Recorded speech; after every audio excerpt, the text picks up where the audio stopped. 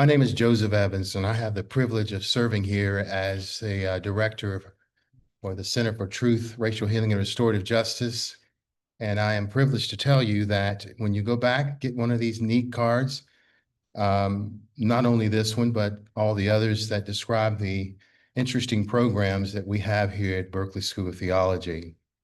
If you were to take a Venn diagram, you would see that whether it is the Asian Initiative, the Intercultural Leadership Studies, and of course the Center for Truth, Racial Healing, and Restorative Justice, the common denominator there is justice and equality. And so we'd ask you to look at that. And we'd also ask the audience that's perhaps online, why don't you take a look at bst.edu and enroll in one of our programs? Whether it is one of our degree programs or one of our center certificates, we have room for you. However, you will be challenged here, and I think you will be made better for it. And I see some of the students smiling that they know that our professors are very nice until they're not. Yeah. So just want to read this to you. We're going to keep going. This is what we have committed to here at Berkeley School of Theology, at least in the work of the center and, of course, the associate or affiliate groups that I spoke of. Decolonizing theological education locally and globally to renew, reconstruct, and repair churches, communities, and the world through reflection, critique, and practice. That's a pretty good statement. I didn't write it by myself, others helped, but that's just a really good statement. And I think that it captures what we're trying to do here at Berkeley School of Theology, and we are committed to it. That being said, we want to get to the rest of this program. It is my privilege to introduce to some and present to others the esteemed president of the Berkeley School of Theology in the person of Dr. James Brenneman. He has been a supporter of the mission of this institution and has redefined it for 21st century needs. Without any further ado, would you please welcome to this podium our president, Dr. Brenneman.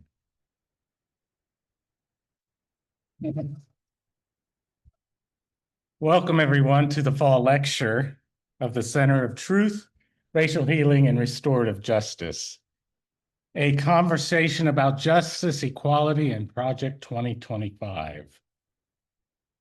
I want to give a special welcome to our guest presenter, Dr. Iva Carruthers. It's great to have you. Thank you you've been coming back and forth to the West Coast so much recently, and we're grateful that you came again and look forward to hearing what you have to say. She will be introduced more formally in a few minutes.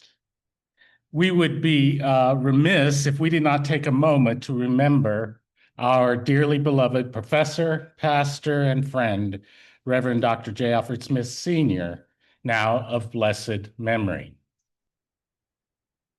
A mighty oak has fallen. This is the eve of Yom Kippur, the climax of the High Holy Days. The Day of Atonement is tomorrow. On this night, all over the world, religious Jews are honoring those spiritual ancestors of faith that have gone before them. They invite their forebears in faith to be witness to their confessions of known and unknown sins of the past year, asking God and others for forgiveness.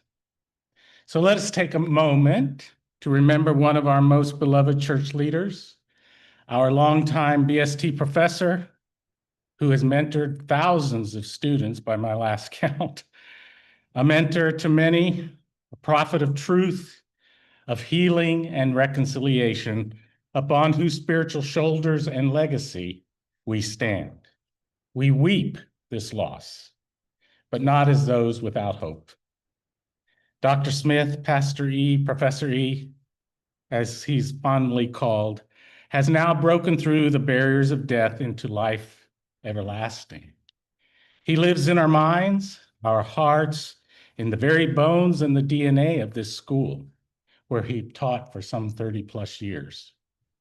He now resides in the presence of God among the great cloud of witnesses, present with us this evening even as we wrestle with the politics of this earthly sphere about things that matter that were so close to his heart and soul.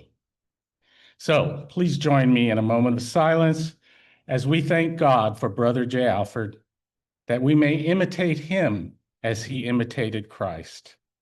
On this high, holy eve, I can hear his slow, wise voice, humbly beseeching us to boldly proclaim the truth, make it plain, as he said, and more importantly for him, to seek divine and human and creaturely forgiveness for our known and unknown sins, that we might bring about true healing and hope and lasting reconciliation. So let's take a moment and be in his presence and the presence of God.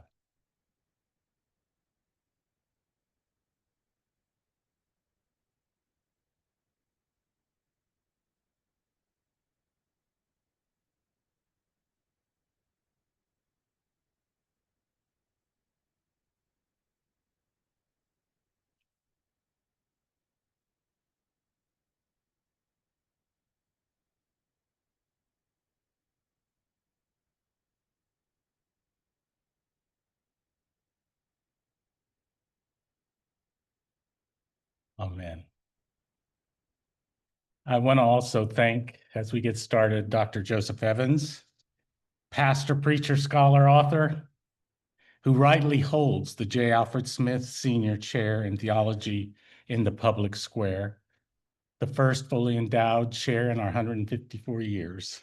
So it's important that the person who fills those shoes is here with us this evening as well. He's also the inaugural director of the Center of Truth, Racial Healing, and Restorative Justice, as you've heard. Thank you for convening this gathering. Thank you also for conceiving and pulling together the co-authors and charter signatories of this credo that we'll be talking about this evening.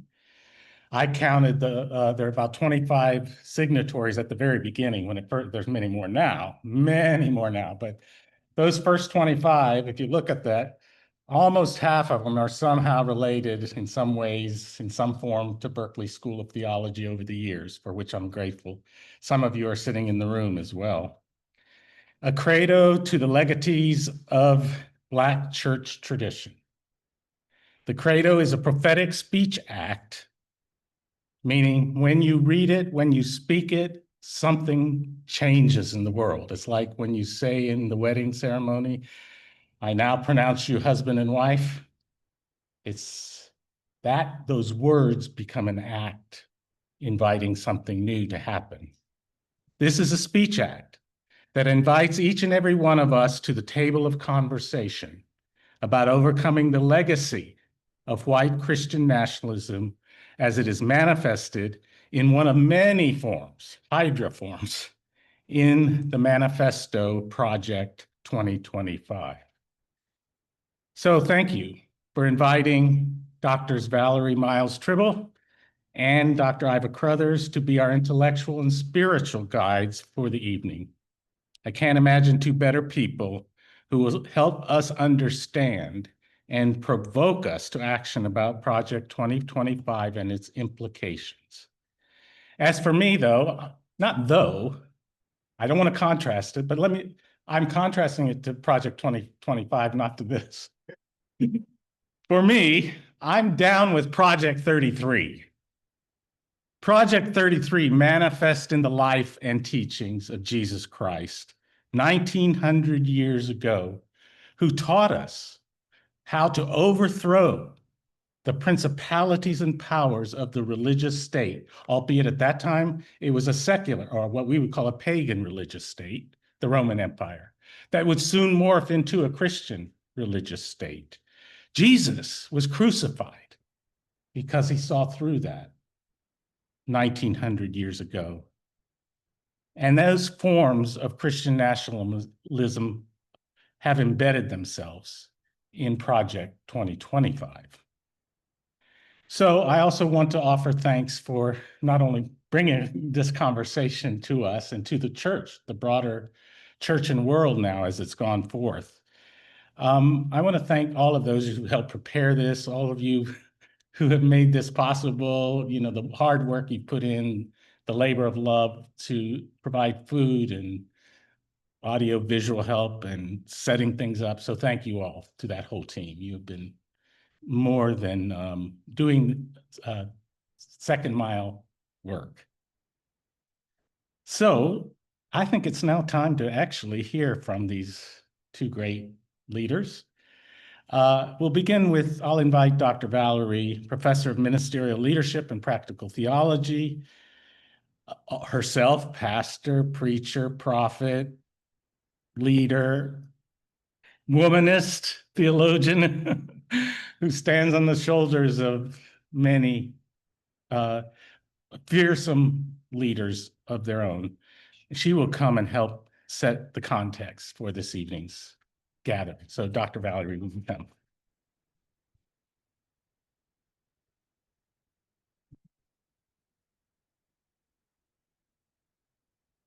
Thank you. I am indeed honored to give you very, very briefly some background about the Credo. First of all, he's very modest, so I want to acknowledge that Dr. Joseph Evans authored the Credo in response to the Project 2025 rollout in January 2025, when the current occupant of the White House took office. Amen.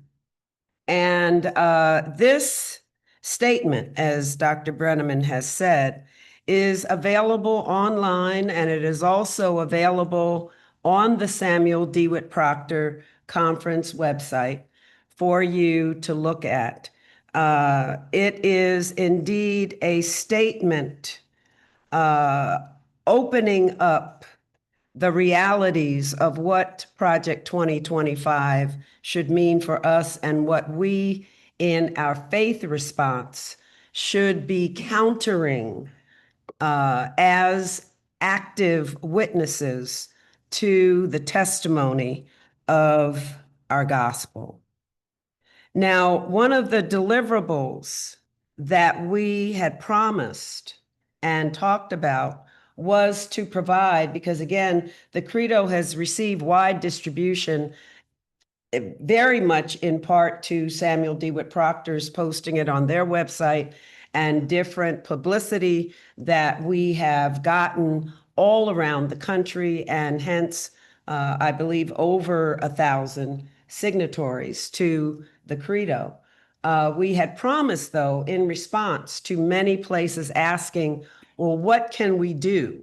How do we inform our communities and our people about what the Credo stands for, but also how it can be used? And so we developed, and I want to give credit, acknowledge Reverend Charlotte Williams, who took that charge and developed a strategic plan, sort of an action plan for us to consider, those of us who were gathering and trying to deliberate on where and how to get the word out about the Credo. She developed a strategic plan, and she actually attended last year's Samuel DeWitt Proctor Conference.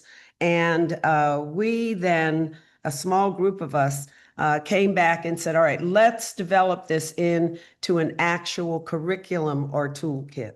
And so the curriculum study guide will, as I'm understanding it, be available on the BST website. It will also be available on the Samuel DeWitt Proctor website. It is a living document. It can be updated so that we can stay current to equip our communities. The curriculum study guide is an 8-part model, and it has for teaching and learning with integration of group dialogue, prayer, Bible study, and resources. And I just want to share with you, because the print is small, just some of the things that appear in the table of contents. Examining the theological and historical roots of the Credo, the role of historically Black churches in racial justice and resistance movements, resisting white Christian nationalism as a threat to democracy, Education for Liberation, the HBCU Legacy and Connections to Economic Justice, expanding the political power of Black voting and resistance, embracing the prophetic witness and voices of Black women, addressing trauma and mental health for wellness and spiritual healing, and last but not least, immigration and the global Black struggle. These are issues that are very pertinent and urgent for us right now, and we will be updating these as more issues arise. But I want to have just the next slide. I'm almost done. Again, the print is small, but this just shows you how each page of the study guide is organized. In the blue block, where it says Curriculum Study Guide, Focus Resources. So this is Module 1, examining the theological and historical roots of the Credo. So we're starting with the Nicene Creed that appears in the Credo, excerpts from W.E.B. Du Bois's Credo, and on and on. We have reading resources, we have online resources. Then in the box to the right of the blue box, we have learning objectives for this particular module. We encourage prayer. We also have connected it to scripture readings that can be used in the church or learning site. Then there's a description of the learning content, how it can be taught, and study questions. And finally, suggestions for hymns as you depart from the session. So what we have done, and the next, and interspersed throughout the study guide, the page on the right, in case you don't have enough resources, we have links. We have links to news sites, to videos, to panel discussions, everything that you would need to be an informed leader in your particular context and location. I'll share with you one more. I think there's one more slide. And this is one of the resources that Pastor Dr. Otis Moss III started developing as he was one of the signees on the Credo, and he calls it 5-minute moments. Now, this is a brilliant use of his love of filming and video and learning. So he now has a series of, I believe, 19, maybe he does one every few weeks, so it might be up to 25. But when you click on this resource, that you'll find it all through the study guide, you get access to that treasure chest of 5-minute informative, up to the minute explanations about an issue that's going on in our country today. So our aim is to really make sure that our communities are informed and equipped so that we can understand that we do have a voice and we have resources to counter the false news that is being distributed. Thank you. Now, thank you. Just before Dr. Lauren comes to introduce our speaker, Dr. Valerie has been very kind to talk about my writing, but I could not have done the pedagogy. She's a pedagogist and she's done a remarkable job, and we want to publicly thank you for that. This is a little something we have for you. Thank you. Thank you. All right, Sister Lauren.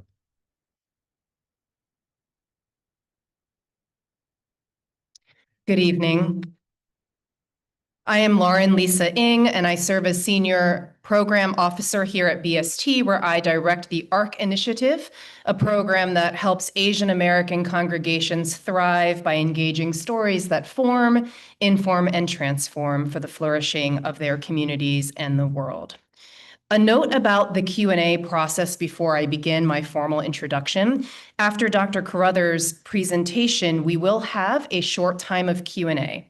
Everyone should have a question card and a pen on your seat. And so if you think of a question As Dr. Carruthers is speaking, please write it on your card and discreetly raise it up to be collected. Once the Q&A time begins, we will not be collecting any more cards. Okay. It is my distinct privilege to introduce our lecturer for this evening, prolific author, information and technology expert, advocate and activist, and preeminent theological giant of our time, the Reverend Dr. Iva E. Carruthers.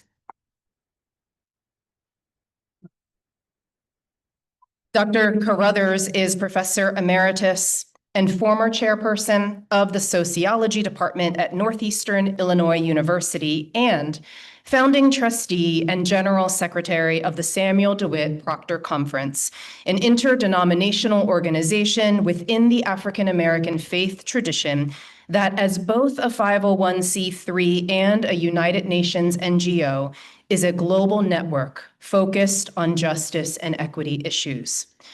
Among Dr. Carruthers' other notable accomplishments, of which there are scores, are her role as former director of the Black Theology Project, as founding president of Nexus Unlimited, an information and educational technology firm, as appointee to the White House Advisory Council on the Internet, as founder of Lois House, an urban retreat center in Chicago, and as a frequent guest speaker before various national and international forums. Dr. Carruthers currently serves as a lifetime trustee for the Chicago Theological Seminary and trustee for the American Baptist College, Nashville, Shared Interest, New York, and Bread for the World, Washington, D.C. She is co-editor of Blow the Trumpet in Zion, Global Vision and Action for the 21st Century Black Church, and has authored and edited several articles and publications in the areas of sociology and technology. Dr. Carruthers received a BA from the University of Illinois, an MA and a PhD from Northwestern University, a master's in theological studies from Garrett Evangelical Theological Seminary, and a Doctor of Humane Letters from Meadville Lombard Theological School. She has also been recognized with countless awards, appointments, and postdoctoral fellowships. Among her most recent recognitions was her installment ceremony as Queen Mother in Ghana, West Africa, by the Paramount Chief of Cape Coast and the Royal Traditional Council.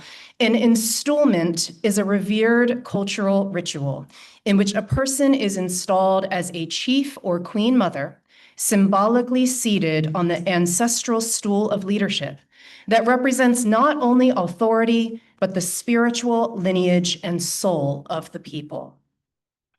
When I first learned that Dr. Carruthers was coming to BST as our esteemed lecturer for this evening, I said, Mama Iva? Mama Iva is coming here? You see, I had a memorable encounter with Dr. Carruthers at the Samuel DeWitt Proctor Conference in Atlanta a few years ago. The theme that year was Where Future Meets Legacy, Theoethics, African Spirituality, and Afrofuturism. As one of the handful of Asian participants, I embarked on an ecstatic journey as the Proctor Discourse did surgery on my soul, reorganized my biology, and introduced me to a new Lauren Lisa Ng, who wondered aloud what I, as a Chinese Christian woman, must do to decolonize and reclaim my faith.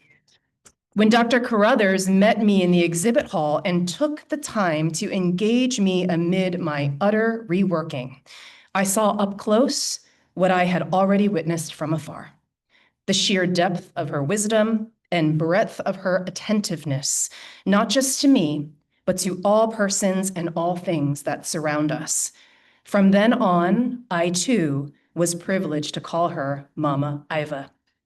Hers is the voice we need in this critical moment for the church, our nation, and the world. And so, Reverend Dr. Iva E. Carruthers, Queen Mother, Prophet and Sage, Mama Iva, come speak, for we are listening. Friends, please offer your very warm welcome.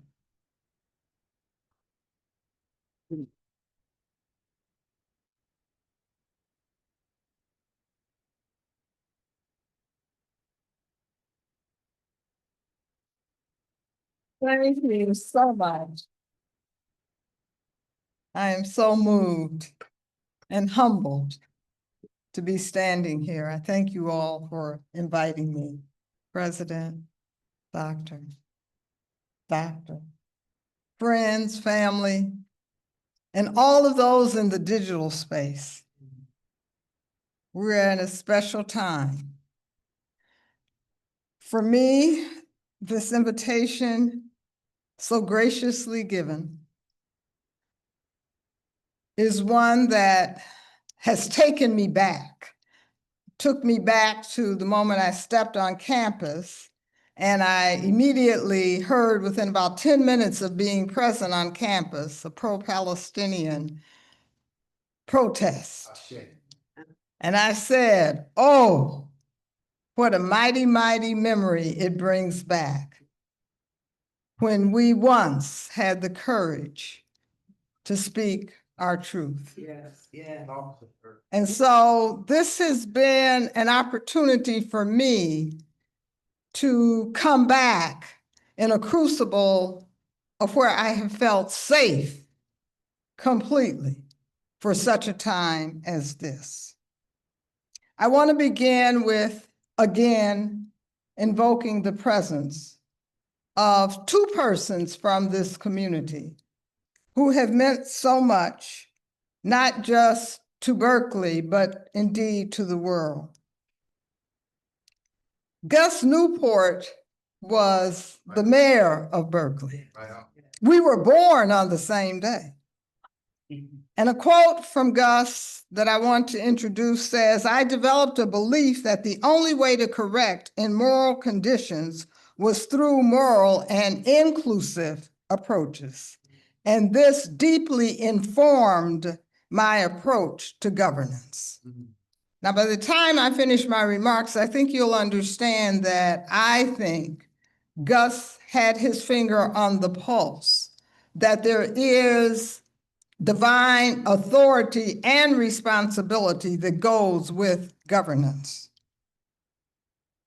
My mentor, my friend, my colleague, none other than the Reverend Dr. J. Alfred Smith Sr. left us these words. When God gives us strength, might, and power, God makes us strong enough within to say no to the unethical demands of an unethical popular majority. We become strong enough within to die with dignity. He died with dignity. Yes, yes. God's strength helps us to stand firm for righteousness when others take the easy way out. Their story in the Bay Area is your story, but it is also the nation's story, and it is the world's story. And as we think about what we're up against, we must understand that competing stories are the questions of the day. Stories as narratives and stories as intentional lies. So as we, the church, the people of God, discern between Project 2025 and justice and equality, we must also understand that how the story ends will be up to us. Yes, yes. Truth-telling and costly courage is required. So with the ancestral blessings of J. Alfred Smith and Gus Newport, I also want to invoke the wisdom of my grandmother, Iva McMurray Banks. My grandmother was 2 generations removed from slavery. She never finished high school, but she made an indelible mark on my doctoral studies and my faith journey with a very simple adage. She said, always remember, it is better to not have the answers to the wrong questions than not to have the answers to the right ones. And this simple adage has proven to be foundational to my belief in God and my theological hermeneutic, my commitment and quest for justice and righteousness, my interpretation of my existential reality, and certainly the power of the African story and spirituality. I learned early that Jesus was a way maker, but Jesus also was a master of the right questions. Yes, yes, yes. So you heard a little bit about my bio, and with that self-revelation, let me share what the Lord gave me for this assignment, Dr. Evans. When you asked and I accepted the assignment months ago, only the Lord knew where we would be tonight. Yes. What a peculiar and urgent call to the church would demand. On one day, just when you thought you had witnessed or heard the most startling, damning evidence of Project 25's assumptions, policies, and implemented agenda to be, it only got worse on the next day. A critical observation written today becomes old news. Even more dangerous and astounding new news comes to your face and is made. I could have rested with the saga of Jimmy Kimmel, but then came the speech at the UN, which was unparalleled and undeniably revelatory at many levels. Since then, though, now there is a federal indictment presented to the courts without the presence of career attorneys from Department of Justice. We've had the summons of all the generals. We've had target practice by zip code as of 24 hours ago, and a government shutdown. So clearly, as the U.S. embarks on the commemorative story for the 250th year celebration, the reckoning, political and spiritual, is upon us. And we gather here as representatives of the church which has to choose to be a mere spectator or to uphold the experiment of religious and democratic freedom. The church cannot be the church as a neutral party during this season of reckoning. That is unavoidable and an affront to the basic principles of we the people and in the beginning. The right to vote in America has been the quintessential civic act and expression of freedom. November 2024, America voted to put its future in the hands of those whose agenda was already outlined and revealed in the documents entitled Project 25 and Project Esther. America had a choice to stay on the highway of its experiment and flirtation and aspiration for foundational principles and aims towards a more perfect union, a democracy, or take a bypass or exit ramp with flaring red lights that said, "Make America great again." America voted or chose for the latter. Some voting, some not voting, but all of those actions made a difference. America seemingly forgot experiments can fail if you don't manage the process. Alexis de Tocqueville told us that in 1844. 20 years before the Civil War, he predicted America would be at a crossroads. And he said, and I quote, "The most formidable of all the ills which threaten the true existence of the Union arises from the presence of a Black population upon its territory." But because of my grandmother's teaching, I discovered that many editions of his classic work and that treatise omitted chapter 18. And I also questioned why that last chapter began with, quote, "I waited till the end to discuss the greatest threat to the democracy." So I had to ask myself, how can chapters 1 to 17 describe a democracy if, in fact, you've talked about it outside the context of the reality of the transatlantic slave trade and the theft of land of Native people? What does that mean about the credibility of the analysis? So 100 years later, Gerner Myrtle came at the request of Carnegie Foundation, and his final conclusion was the presence of Black people in the US is not a Negro problem, but rather a white problem. The great reason for hope is that this country has a national experience of uniting racial and cultural diversities. Then there was a 1968 Kerner report, take me back, report of the National Advisory Commission on Civil Disorders. He said our nation is moving toward two societies, one black and one white, separate and unequal. The commission said what white Americans have never fully understood, but what the Negro can never forget, is that white society is deeply implicated in the ghetto.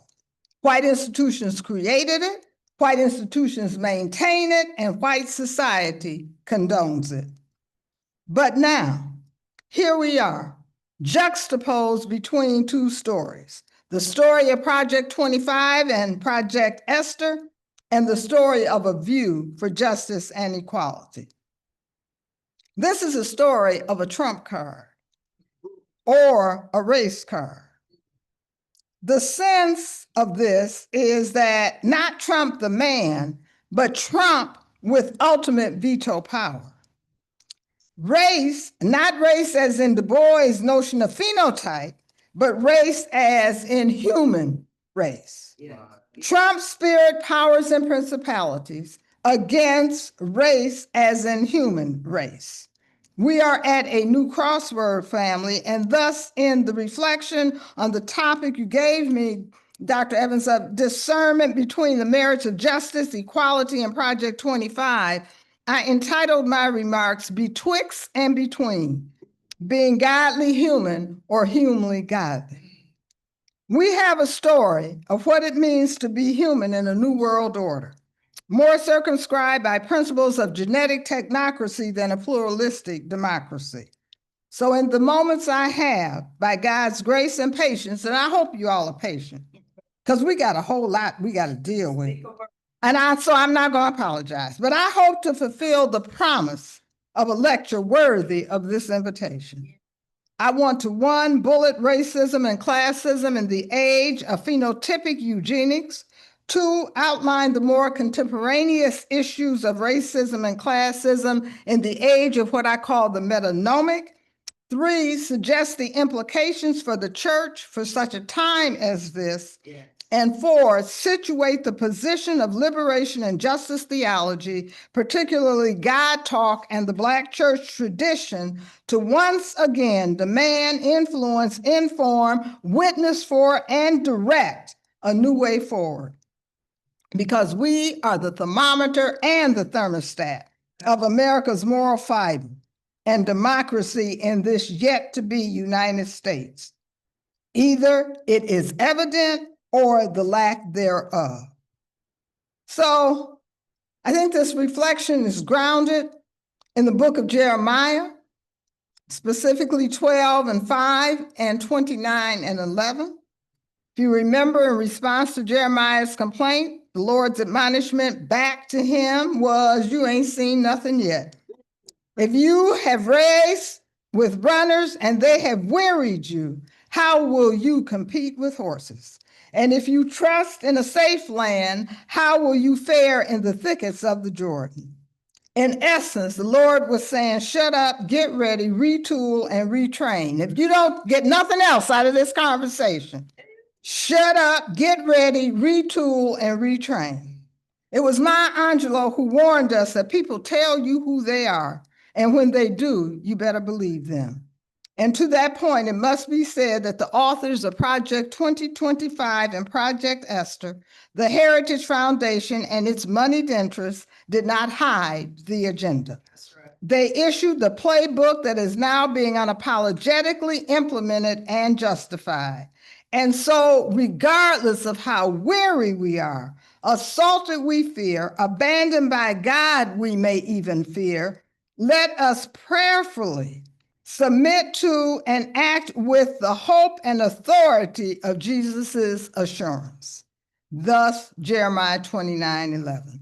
For surely I know the plans I have for you, says the Lord, plans for your welfare and not for harm, to give you a future with hope.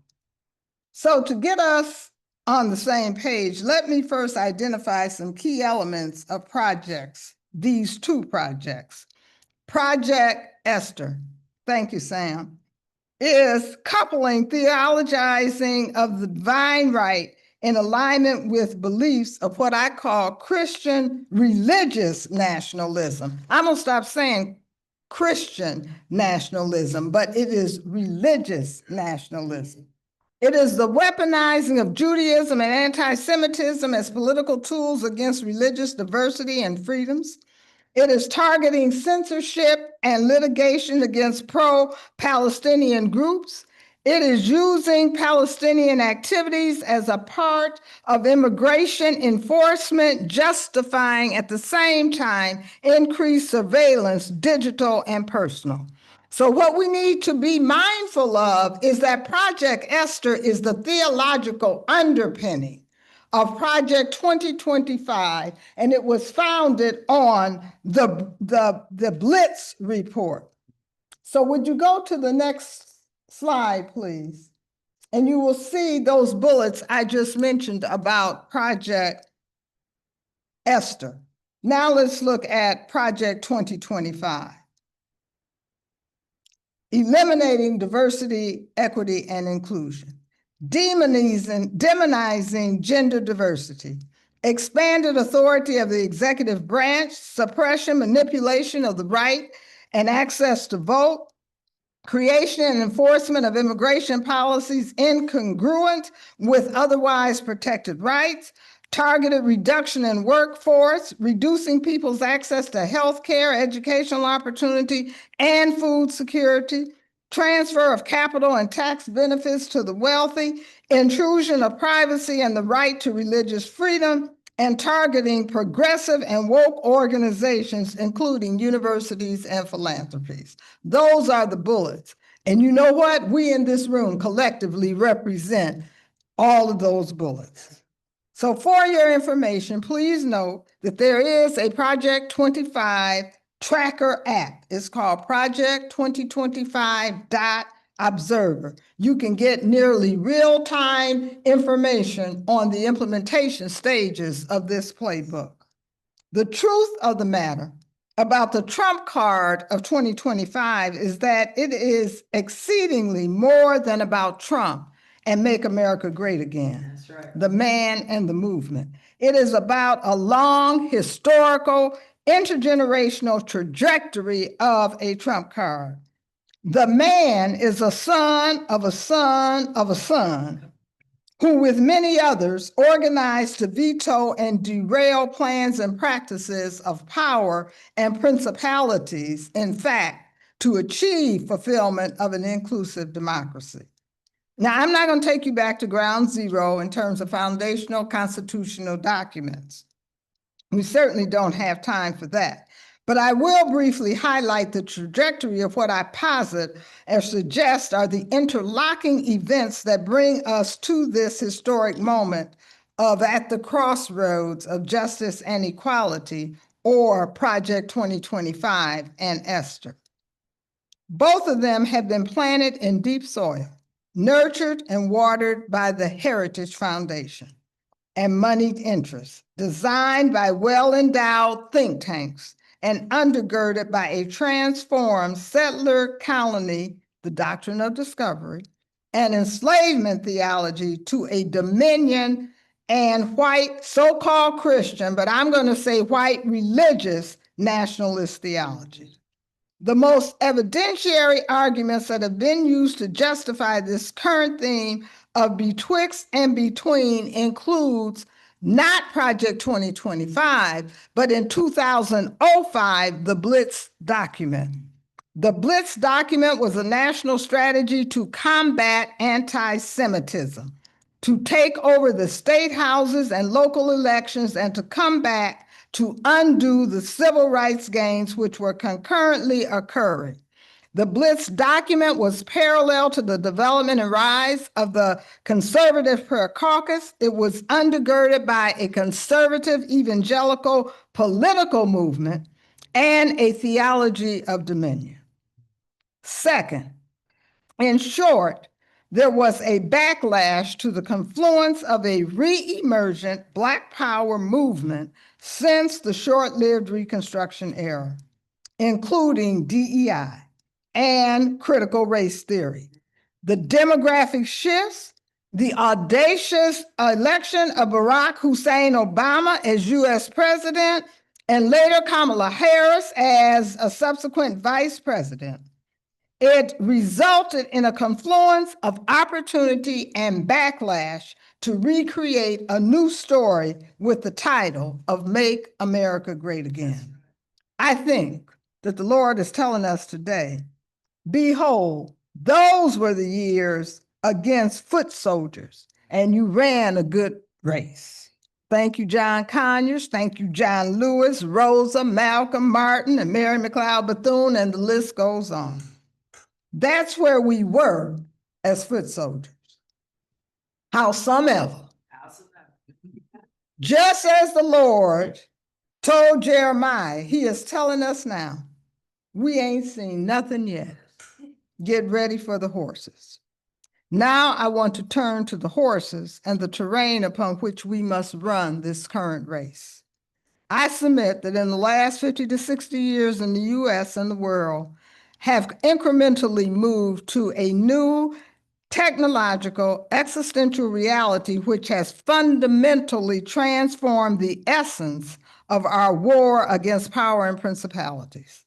It is undergirded by an ecosystem that is organized around principles of this white religious nationalism. For over the past 50 years, my commitment as a justice pluridisciplinary scholarist has been at the intersection of sociology, technology, and theology. The short version is, as a sociologist, I focused on race and ethnicity, which they now call critical race theory, and epidemiology. As a parent concerned about the violence of Pac-Man, I developed software for children on African-American history and American ethnic histories, grounded in the support of diversity, which led to my work in instructional technology and computer technology consulting. But that all also intersected with my interest in the Human Genome Project and health. This ultimately, I will confess, drove me literally as a Christian disciple to theology and seminary, to examine ethics and theopraxis and a deeper dive into ontology and axiology and epistemology, all in big words, eschatology, especially related to African understandings of spirituality and systems of governance. So in the era of the human genome and AI, as well as my grounding in African-American faith tradition as a justice seeker, I'm submitting to you that the landscape of inquiry and strategic action to affect racial justice and equality is ethically and factually connected to one's view of what it means to be human.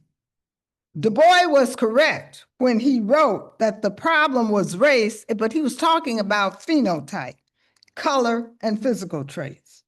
We now have entered into an age when genotype matters, and in tandem with new and advanced technologies, changes the nature of the battle. Next slide. So on June 26, 2000, in front of President Clinton and 1,000 scientists, Francis Collins, head of the Human Genome Project, stood up and said, quote, "We have caught the first glimpse of our own instructional book, previously known only to God." God has a sense of humor. God sent me to seminary. I didn't know I was going. But God also had a sense of humor with Dr. Collins. He came into the Human Genome Project as executive, as an atheist. He came out a believer. We have moved into what I have defined as the metanomic era. It's the period of unprecedented convergence of transformative technologies related to high-end computing and genomic sciences. This period of convergence is of a significant magnitude, characterized by discernible and catalytic change in form and essence. This dynamic period is ushering in new ways of defining and making meaning of basic human identity, relationships involving human engagement and community in the local, national, and within a global geopolitical context. Now, I'm going to quickly go over some of the highlights of what I am identifying as this metagenomic period that we're in. But let me just say that it too goes back many years ago when B.F. Skinner redacted behavioralism and said that this country was of necessity going to move to what he called a genetic meritocracy. He said, democracy is obsolete.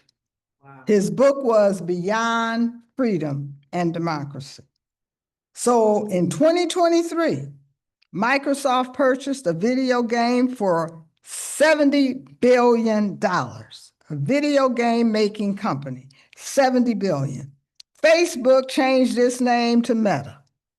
Citibook and the big accounting firms were projecting the metaverse to generate over 13 trillion by 2030.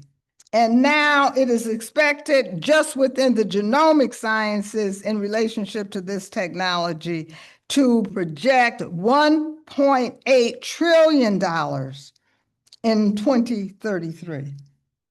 Now, one of the best known technological philosophers and cognitive scientists has said, we are the gods of the virtual worlds we create. This is David Chalmers. We now have extended minds as we have outsourced our cognition to computers, creating an external device-driven brain referred to as, you all got, an eco-cortex. And he asserts that corporatocracies are becoming now a part of your brain. So as we consider this metanomic era and the challenge of running with horses, the idea of singularity has to be known by us.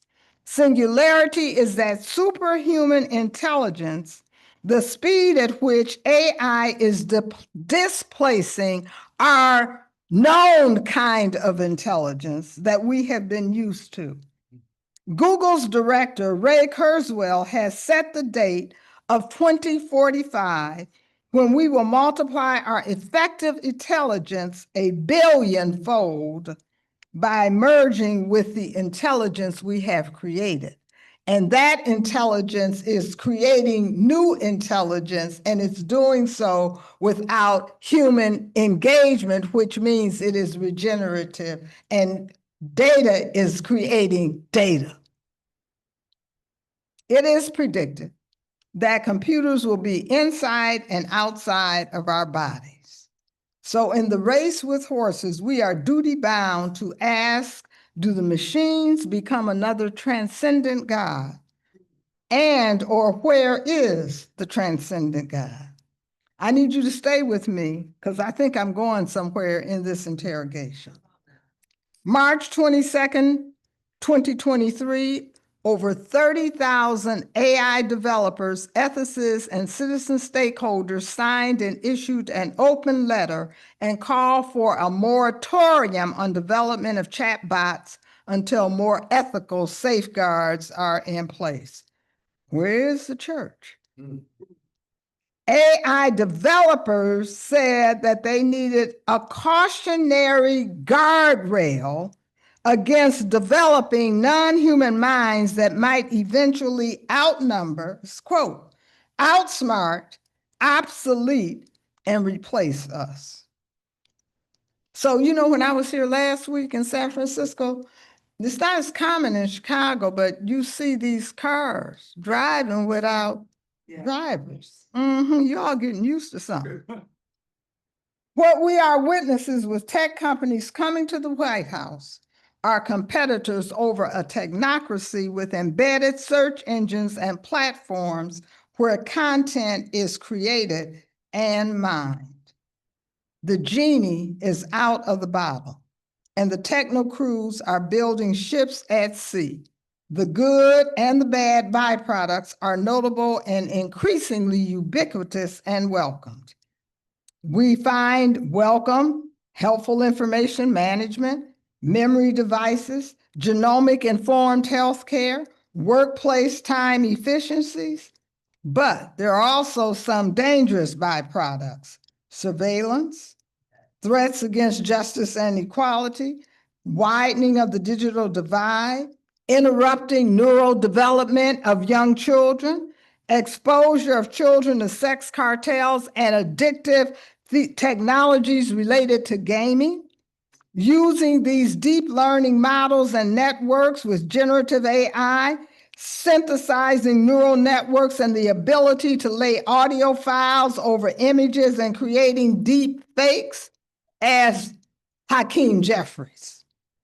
Copyright infringement on musicians, threats to elections, transmission of truth in the news, and influencing beliefs about a just and a righteous God and a good life. So preachers go to bed on Saturday night having to get up with a message that's competing with some fake news. At the end of the day, as we consider betwixt and between Project 2025 and Project Esther, theologies of liberation, justice, and equality, and theologies of dominion, white religious nationalism, and the hierarchies of human values, we must be clear. The God talk, the hermeneutics, the epistemologies of those theologies are rooted in quite different, if not antithetical, soil composition to who we want to be as human beings. The theological premises of creation, what it means to be human, individually and in relationship to others, come center stage. And with that comes the attendant notions of freedom and liberation, justice and charity, how and for whom. That comes after the other. So from one whose Christian and lived narrative, next slide, this one, this is it. I need you to understand that one, me, Christian and lived narratives as a person of African descent, a woman person of African descent in the US, with transgenerational harm evidenced by forced enslavement and expatriation of my family members to Brazil, then connecting to Africa, I can testify about the harm of what has been done to my people.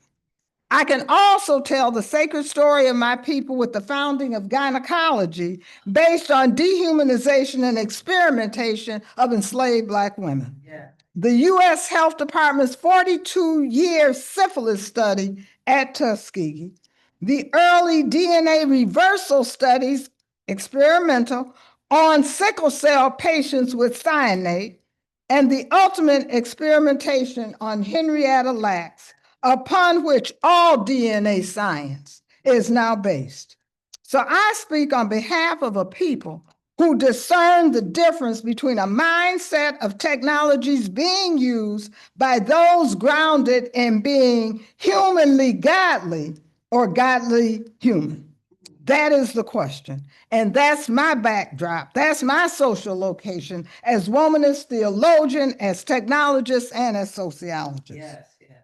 So, in this environment in which targeted bots are capable and are on a generative mission to wipe out people's jobs, our histories, and our strategies of resistance, I need you to say and understand that I am not speaking with hyperbole.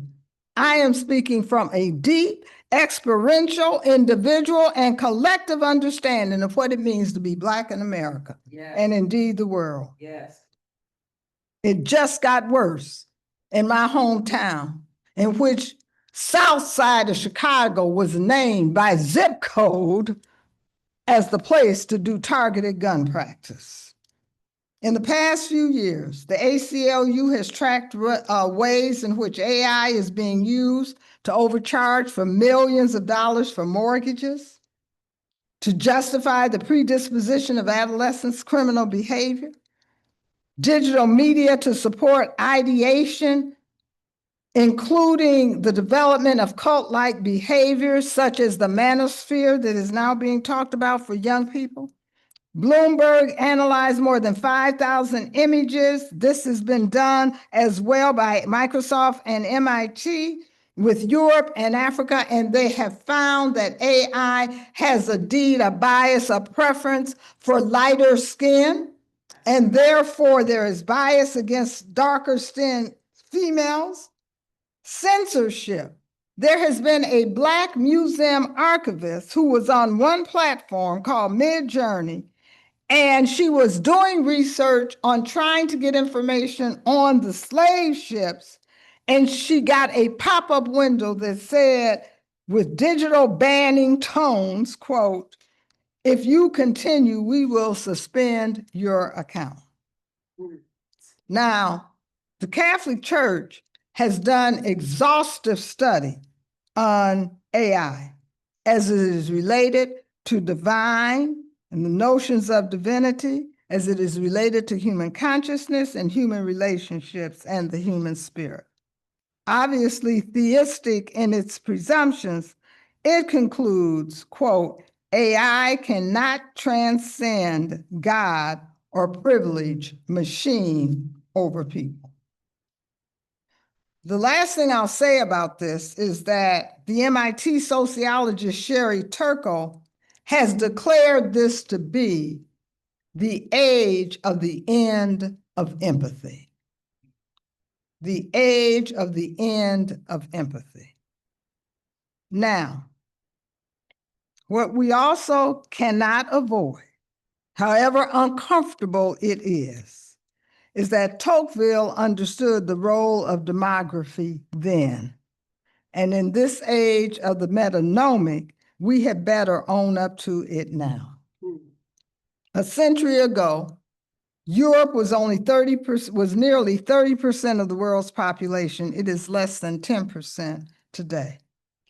It is the only region that will shrink by 2050. 42% of youth in the world under 35 years of age by 2030 will reside in Africa.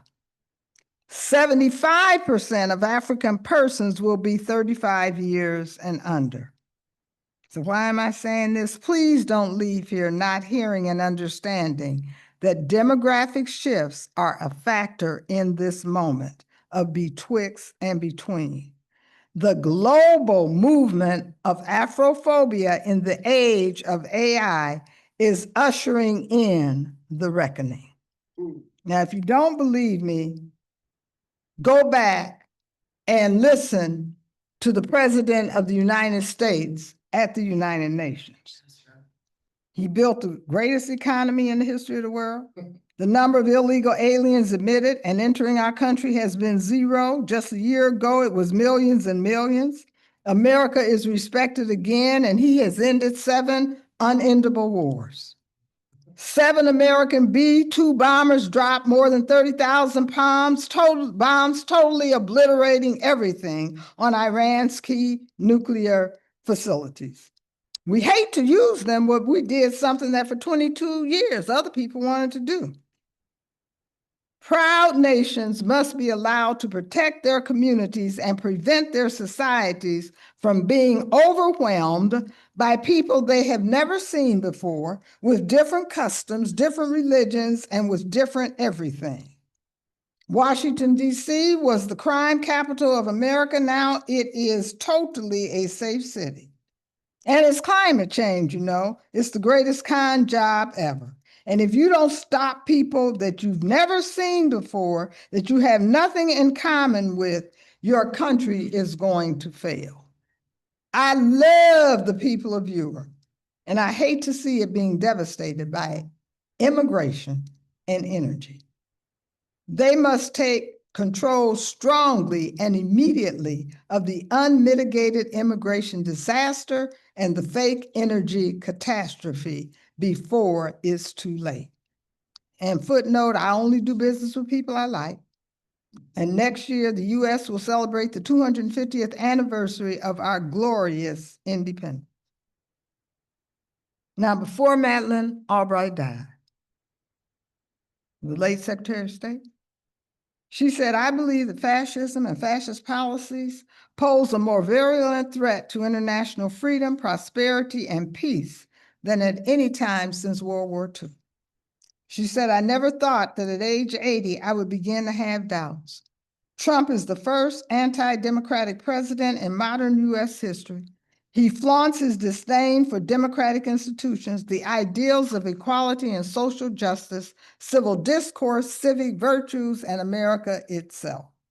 That's on page 245 and 246, if you want to know. It's called Fascism, a Warning, her book.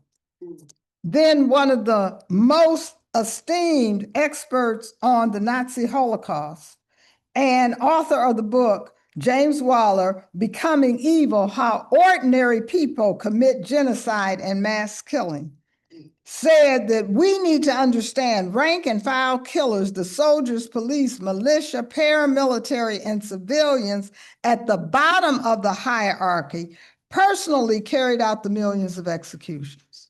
These people were so ordinary that with few exceptions, they were readily absorbed into civil society after the killings, and then they peacefully lived out their otherwise unremarkable lives, attesting to the unsettling reality that genocide overwhelms justice. Now, Maya Angelou knew the power of words. Next slide. Call to love or to hate. Need I say any more about that?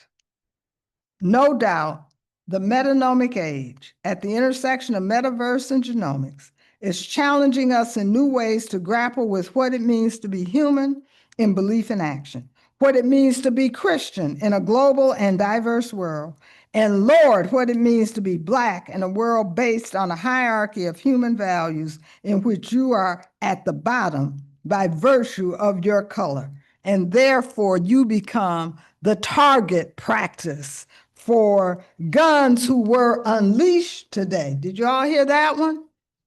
They told the police in Memphis, consider your guns unleashed to manage this situation. I was a postdoc in the 1970s at the University of Chicago with S. Scott Reed, who was the executive director of the World Bank.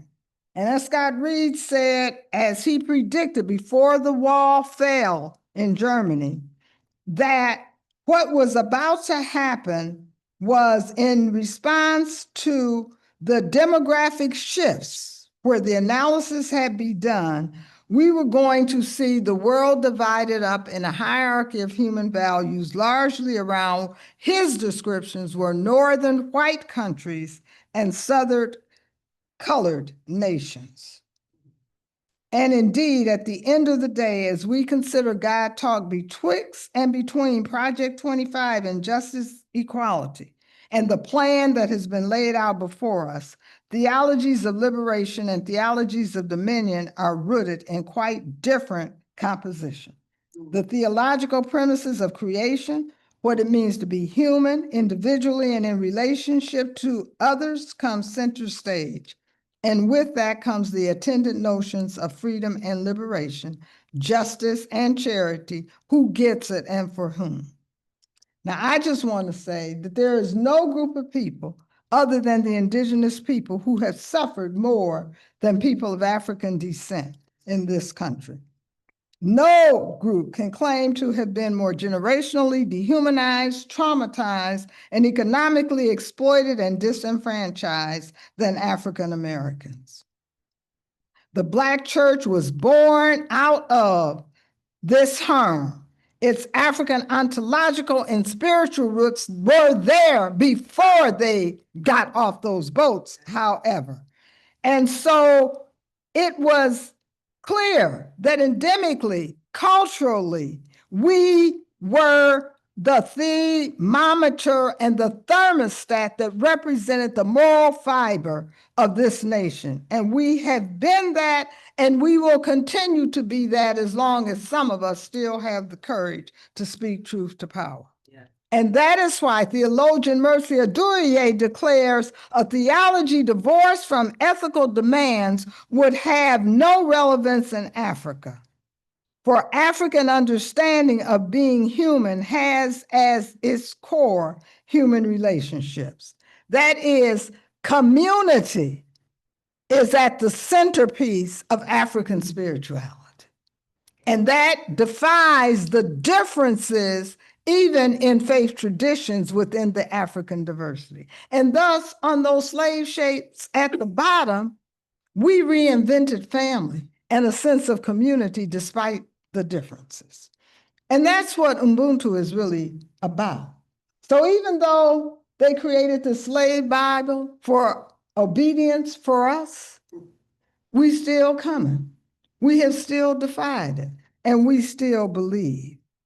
And that gets us back to those differences that I think we have to interrogate. And when we begin to think about running with horses, it will make more sense as to where we are, I think, in choices that we have to make. And what I want to suggest that Gus and J. Alford brought to the table that worldview that distinguished this African spirituality, that was based on ancient worldview, like the Ma'at, the principles of Kemet, like the Zulu Declaration, which made it clear that embedded in these ancient notions were a different definition of what it meant to be human and what it meant to be intelligent. Next slide, please. So that I would say, seeing the wisdom of humans emanating from the heart versus the mind, which is really what Psalms is about, right? Helps to identify the North Star that we're talking about when we're talking about claiming our humanity in the age of the metanomic. I used to say as a technologist, bytes are converted to data, data is converted to information, information is converted to knowledge, but the most privileged is the conversion of knowledge to what? To wisdom. Wisdom. Anthony Penn has taken us to another level and another question that we need to understand. He claims that the Christian faith in African American communities has to answer this question. Is the persistence of that a matter of fear and complacency over and against cosmic substance? In other words, he says, rejecting a supernatural explanation for the plight of humanity, he calls for an exploration of the non-theistic humanism alternative and its accompanying theological discourse. I think that is a legitimate question in the age of the metanomic. And then there's another person I think we need to turn to as we think about this question, and that is Molefi Asante. Molefi Asante, preeminent Afrocentric scholar, has been accused of redacting his decades of work around race. He said now all doctrines of racial or national superiority based on physical characteristics must be abandoned to the trash heaps of irrationality. Now, I want us to know, he does not claim physical difference does not matter. What he is saying is that, quote, African culture might be our best hope of holding back chaos because it is founded on principles of harmony and not conflict. The idea of unity of beings and not divisions. And the idea that spirituality is the making sacred of the earth and the relationships in it. He says, we have no debate with critical race theory or post-humanism, since our position, his position, is that they are both equally unnecessary in a world where we have assumed and envisioned the human. A visionary perspective is one that moves our thinking from race to humanity. So he is challenging us in this age of the metanomic. We've got to at least put on the table how we can get over race in order to be human. So whether or not this is a redaction is not the argument I want to take on. What I do want to say, though, is that it raises the question of betwixt and between what is it we are going to do and what is our North Star in terms of where we are headed for. Now, Wallace Henley, pastor and religious journalist, is saying to us, quote, "In the new age, there will be no clear distinction between humans and machines." Are you all ready for that? Mm-hmm. The computers will not be merely in our pockets and purses, but inside our bodies and our brains, so that we are going to be a hybrid of biological and non-biological intelligence. So today, our existential reality cannot ignore what power and principalities have in their hands as either weapons of mass destruction or the will of God for justice and equality. And that is why I say AI and Ubuntu, AI and being humanly godly, or AI and being godly humans, in whose hands is the technology. So where do we go from here? Well, we go to the Credo. We go to the Credo, which has the power of what the Kairos document did. In 13 pages, if we take this study guide and use it wherever we are, without apology, we can make a difference in the same way that the Kairos document did. So I would say that this is a time of reckoning, a demand for reparations and reparatory justice to move towards a sustainable new way forward. The legatees of the Credo took a stand. If we must die, we will not go in silence.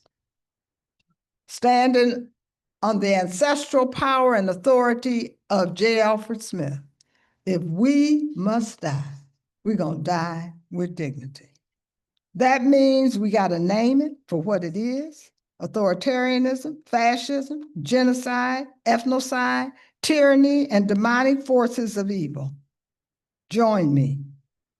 It means that even if we go it alone, we must act with the spirit of a God of justice and a mindset to effect strategic unity at any cost at the intersection of the cross. We unapologetically claim justice and salvation at the same time. And that means we are wise enough to know fake news from the truth.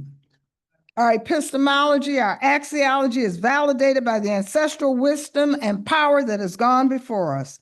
We will not bow down and let our narrative be erased today or in commemoration of the 250th year celebration of this nation. That means we're going to honor the vision of Mother Callie House and Reverend Isaiah Dickerson and Reverend Nathan Smith, who founded the reparations movement in this country, and since the late 1800s, many others who have attempted to promote the claim for reparations. We stand on the power of the authority and the vision of our foreparents who went to the UN and said, "We charge genocide" in 1951. We stand on those who went before them in 46, the National Negro Congress, and in 1947, the NAACP. And we remember Queen Mother Moore. Yes. Reparations Committee that filed a claim in 1962 in the state of California. And nobody wants to talk about this, but Martin Luther King was for reparations. He said, while no amount of gold could provide adequate compensation for the exploitation of the Negro American down through the centuries, a price could be paid for unpaid wages. So today, from California, where we are, to Evanston, Illinois, where I was born, from the CARICOM and the continent, reparations and debt forgiveness are due. That means we all have a right to clean air, to fresh water, to food, to housing, and basic health care. And that means we worship Jesus and a God of the disinherited. We do believe God is eternal and righteous and is our liberator who abolishes evil. But we got to be able to say it is evil. So we ain't teaching theodicy in our classes. We got to go back and do that. So let me close. The United Nations report on the future of AI for the world concludes, AI is humanity's new frontier. Once the boundary is crossed, AI will lead to a new form of human civilization. But we must ensure that it is developed through a humanistic approach based on values and human rights. What kind of society do we want for tomorrow? This view of spirituality and ontology from the global South must inform our inquiry on the if, how, and why spirit can be embedded and/or interact in the implementation of AI technology. In the end, we must recognize that intelligence as cognition is measured by wisdom as action, not by talk, but as action. Our choices must not just be of the mind, but of the heart, with an understanding of human relationships, reciprocity, and consequences. I hope we all know that the questions of AI in the academy is bigger than did our students use AI to write this paper.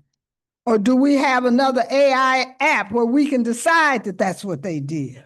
We are betwixt and between questions of theodicy and what it means to be human in the image of God. We must be aware that we live in a surveilled community, be prepared to hit the streets, be uncomfortable by the economic choices we make, be prepared to be at the door of international courts, and most especially be willing to evangelize others by what we do to lead and what we do to explain and educate. In the age of simulacra, where the real becomes fake and the fake becomes real, where the false prophets seem to prevail, the discerning can still read the signs. Betwixt and between, can we not read the signs? These are the times of the great reckoning. It cannot stay the same as it is today. In your book, Dr. Evans, you said the reparation claims for people of African descent has an inherent blockade. Empire is our opponent. Well, family, we're running with and against the empire's wild horses. Surely the prayers offered to God at the top of the boat were not to the same God being prayed for at the bottom of the boat. Not then and not now. Surely the prayers of those of us in the room to a God is not the same God that was in Congress taken over a few years ago.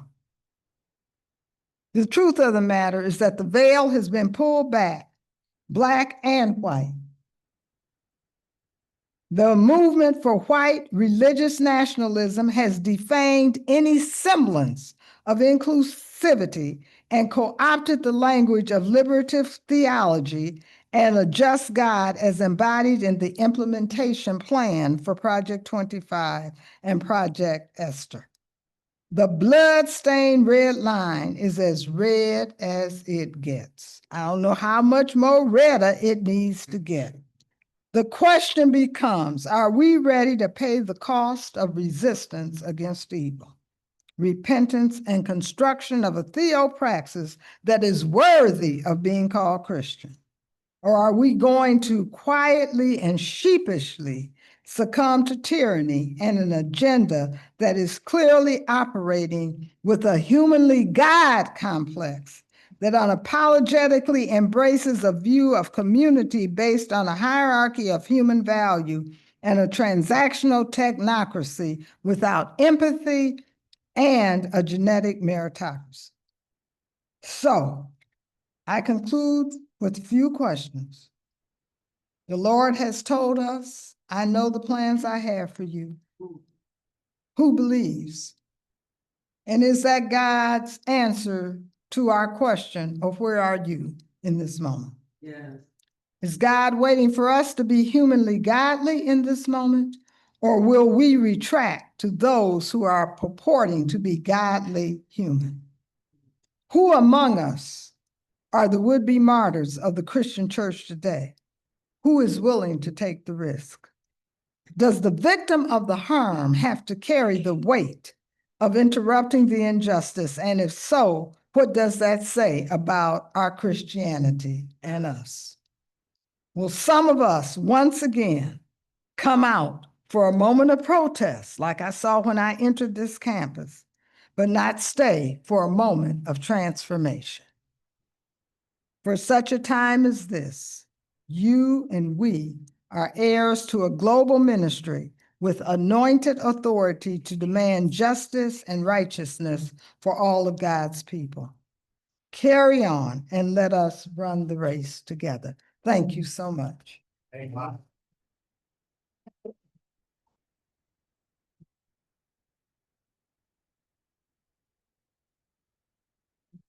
Amen.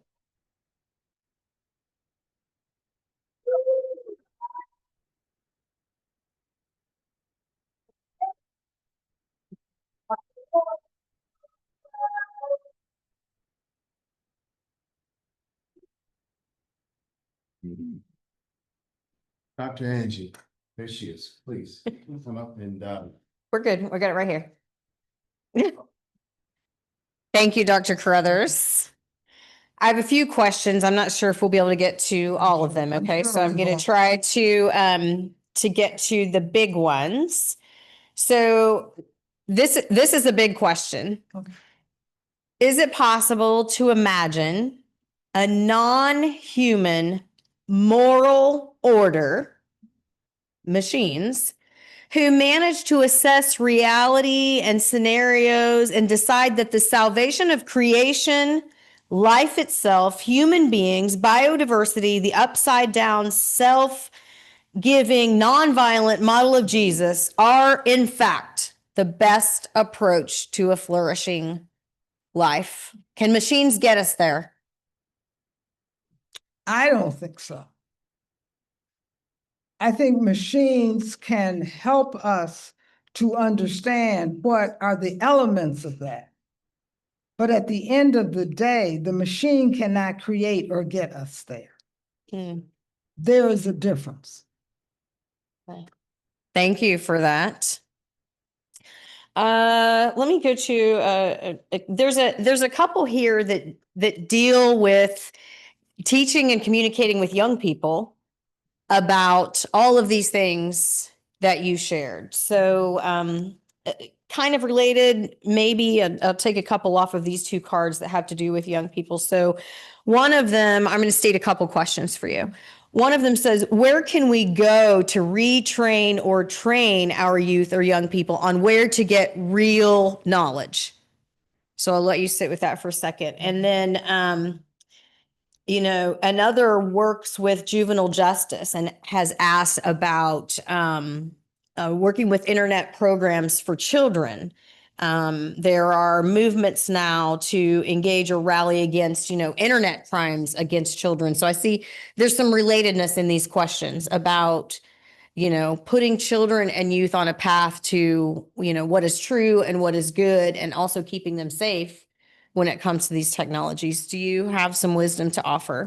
My first response is to think about, often in communities in Africa, in the morning and daytime, they don't say, how are you? They ask, how are the children? Mm.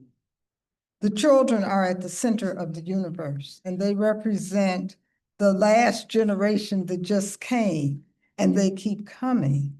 So the question in part for me is, what are we as adults? What is our obligation to address the question of how are the children?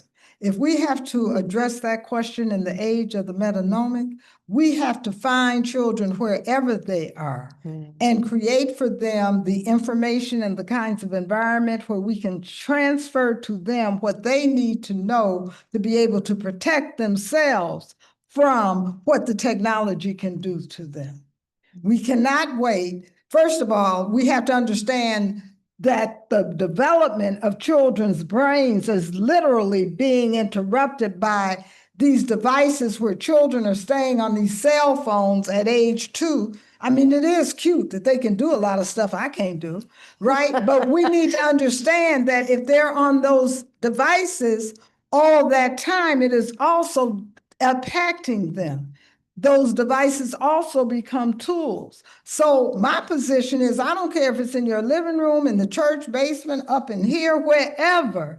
We have got to understand that in the context of what we're up against with these horses, it is an obligation on us to wherever we see children to find out how they are doing and how they are using this technology.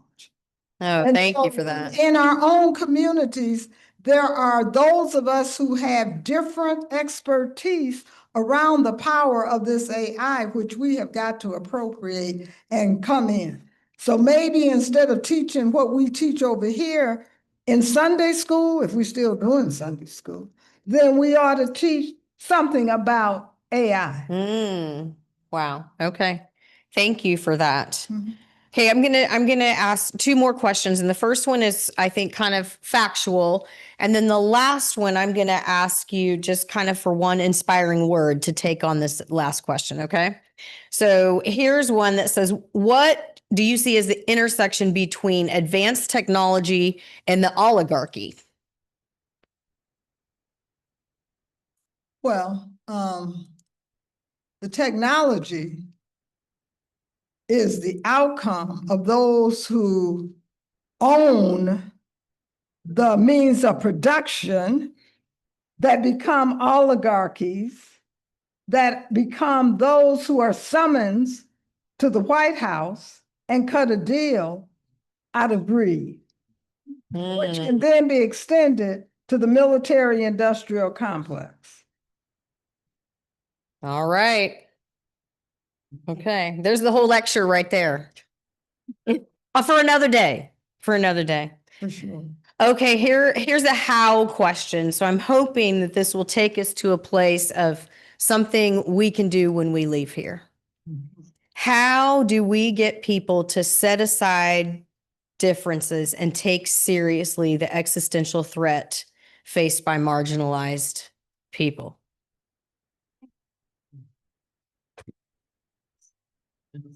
Well, I talked about the red line. I mean, I don't know how much more red we need to see. Who was it? Niemoller said they came for me, and there was no one there. That's right. So I think it's going to be really, really important for us to prayerfully discern, are we willing to pay the cost? Or what cost are we willing to pay? And sometimes it begins with us being in a room with God and answering those kinds of questions before we can walk out the door and do anything. Can we look in the mirror first and stand with integrity based on our claim that we are of a faith tradition they call trans Christianity that is based on the life of Jesus Christ? So if we can do that, and we understand there's a cost to that, then we can move forward. But we've got to be able to have the empathy enough to say, I see you. Yeah. I see you in me, and I hope you see me in you. And that is what I think Molefi Asante was trying to say about throwing race on the trash.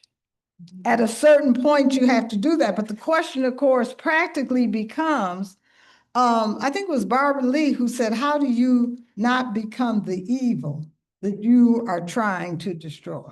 Ooh, yeah. Right. Thank you. Dr. Evans. Let's give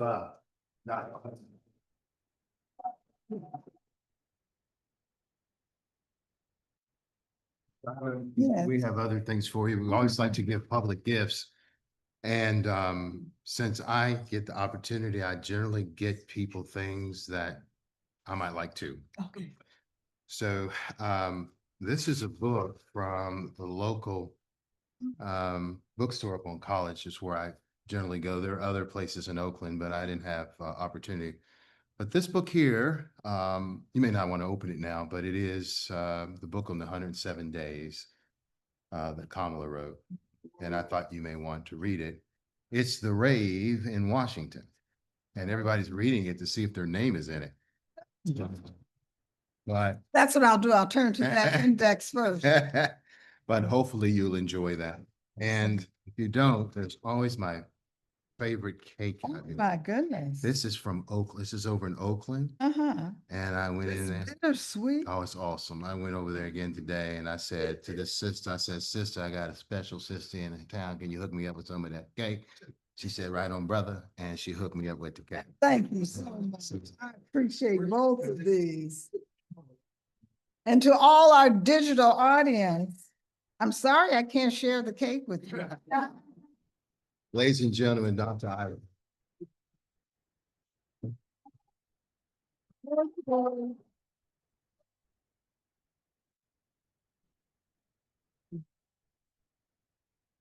Just a few closing comments, and we'll begin with our dean, Dr. Leanne Snowflesher. Let's receive her. She's pretty cool. I know better than to go long after something that wonderful. But I just want to say thank you personally. Appreciated so much what you did here tonight, what you said. My question was the question about the connection between oligarchy and technology, because that has been in the news over and over and over and over. And I have been so puzzled, and you've helped put some of those pieces together tonight. So thank you very much. The phrase, though, that I want to emphasize tonight that you mentioned was the idea that we have reached the age of the end of empathy. And that has everything to do with what you were concluding with, the idea that we are all about being human. And how do we regain, retain, and move forward in our humanity and not allow all that you have said to us and all that we've been hearing in the news daily, take that away from us. May we not lose our empathy for one another, and may we indeed overcome race and be human. That's what I have to say, Dr. Evans. Brilliant. Thank you.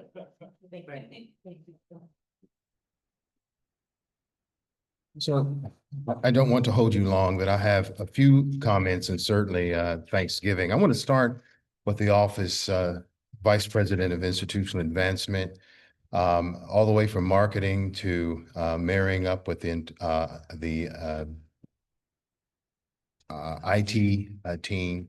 It took a lot of people to get this done. And there are a lot of people behind the scenes that ordinarily are not in the front getting credit. But could we take a moment and thank the people that helped us do this here tonight?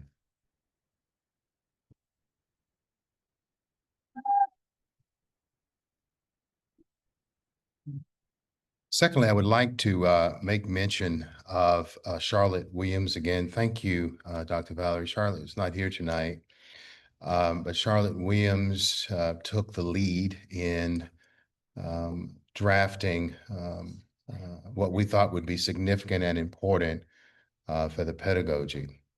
And as it evolved, we obviously handed it off because that's what we do in the African-American community. We play on each other's album. That's what jazz is. And so she started the process, and then we handed it over to Dr. Valerie. And so that product went through several stages until we got to the final product. And we are very pleased that we have that actionable item. Can you imagine how many African-American churches, in addition to other churches, because I want you to know here today, and I hope this doesn't offend you, but I don't care. We've all been niggerized. All you white folks are now niggerized. You're being treated like we are, and so we are a representation of how you can find liberation if you want to work with us. But if you deny that your classes are oppressing you, you can't get there. So you're going to have to accept that you're in the same boat that we are in. I also want to thank you for this amazing talk, Dr. Iva. I've heard you many times, but um, everybody wants a little light under the sun, under the sun.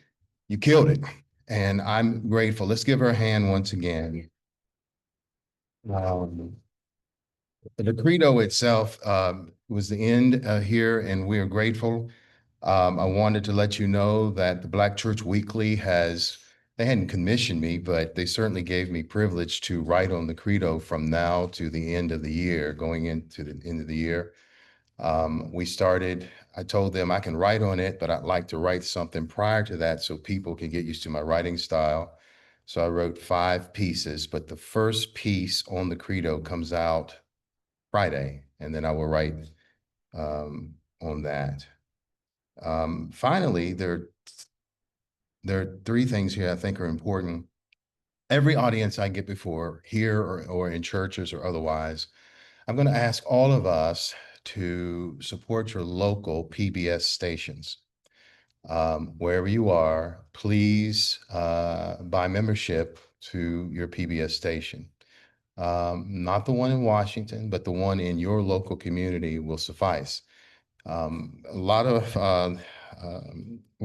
of the last bastions of information, actually, in this country comes through the PBS and to some extent NPR.